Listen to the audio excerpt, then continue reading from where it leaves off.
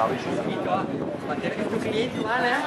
É colega, todo mundo colega aqui. Conversar com vocês sobre centro de imagem da mama.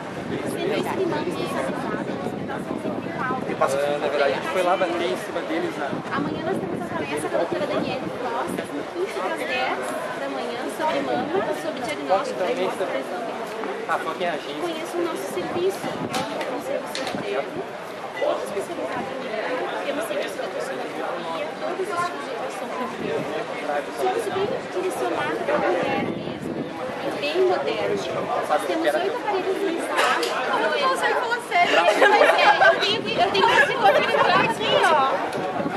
Vai que ela tá tirando Mas vou fazer da assim, pessoa ó. lá Eu dentro. vou fazer assim, ó. Já. Então, conheço o nosso setor, as mulheres têm que fazer cada vez mais cedo, é importante. Mulheres a partir de 40 anos têm que fazer só.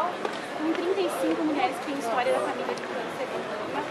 Mulheres antes dessa idade têm que fazer ultrassom de mama masculino. Também temos lá um aparelho próprio para mama, tanto mamografia quanto sonografia.